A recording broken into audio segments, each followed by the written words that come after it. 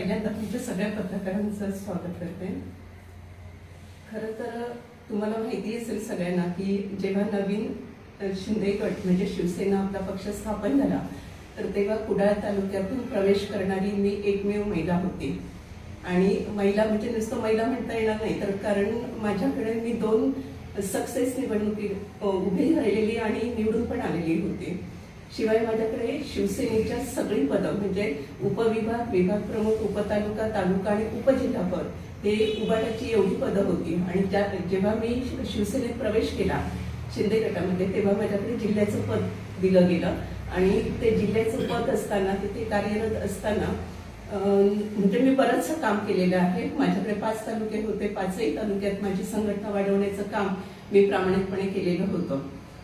आत्ताच्या घडीला विचार करता म्हणजे तेवढं माझं काम पण राहिलेलं नाही. आणि जर ही आत्ताची वस्तुस्थिती बघता आम्हाला असं वाटतं म्हणजे मला म्हणण्यापेक्षा माझ्याबरोबर असलेल्या सगळ्या कार्यकर्त्यांना की इथे खरंच काही वाव मिळत नाहीये काम करण्यासाठी.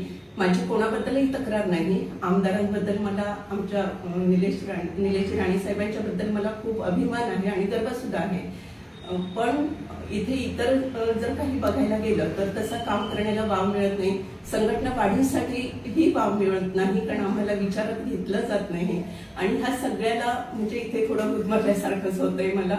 कारण मला संघटना वाढवण्यासाठी मला खूप प्रयत्न केले पण आणि करायचे पण होते. पण जर म्हणजे सरळ डावललं जात असेल तर इथे म्हणजे खूप त्रास होतो, मानसिक त्रास होतो. आणि त्याच्यामुळे मी या पक्षातून आणि पदावरून मी निवृत्त होण्याचं ठरवलेलं आहे.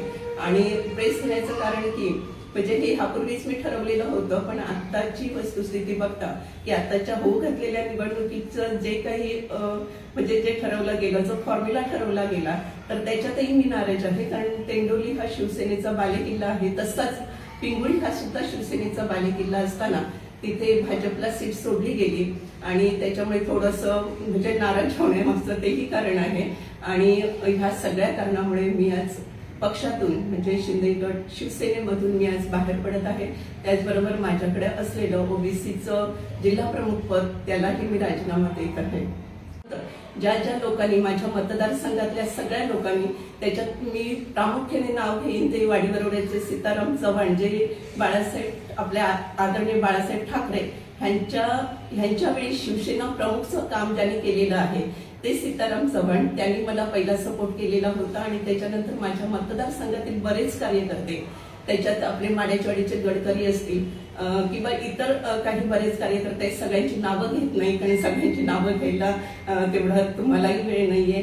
तर ज्यांनी सहकार्य केलं त्यांचं खरंच मी मनापासून ऋणी आहे आणि कायम ऋणी राहीन. तसंच मी माझ्याकडे जिल्ह्याचं पद निभवताना जे खारेपाटणचे गुरव असतील किंवा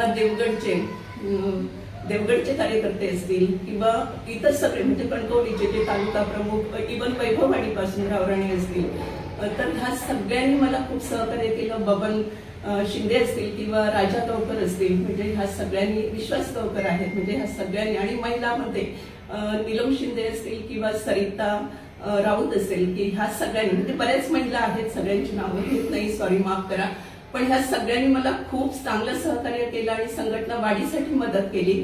आम्ही तालुका प्रमुख, उपतालुका प्रमुख, उपजिल्हा प्रमुख, इव्हन शिवसेनेचे सगळे घटक म्हणजे विभाग प्रमुख पासून आम्ही बांधणी केलेली होती. आणि ह्या सगळ्या कामामध्ये ज्यांनी मला मदत केली त्यांची मी कायमची ऋणी राहीन.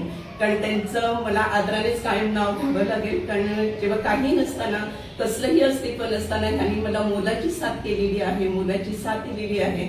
तर त्यांच्यासाठी खरंच मी परत एकदा कृतज्ञता व्यक्त करते. आणि आज माझ्या पक्षाचा म्हणजे शिवसेना शिंदे गटाचा, ज्या पक्षात मी माझ्या बाळासाहेबांचे विचार घेऊन आणि आमच्या शिंदे साहेबांचं कर्तृत्व जाणून, ज्या पक्षात मी किंवा आनंद दिघेंचं साहेबांचं कर्तृत्व जाणून ज्या पक्षात मी प्रवेश केला आणि जिथे प्रामाणिकपणे काम केलं त्या पक्षाचा आज मी राजीनामा देत आहे. आणि त्याचबरोबर माझ्या पदाचाही राजीनामा देत आहे. दुसऱ्या कुठल्या पक्षामध्ये जाण्याचा काही विचार आहे? दुसऱ्या पक्षामध्ये जाण्याचा सध्या तरी काही विचार नाहीये.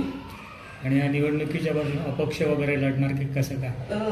कदाचित मी 2 दिवसात काही तो विचार करणार आहे. त्याच्यानंतर कळेलच तुम्हाला.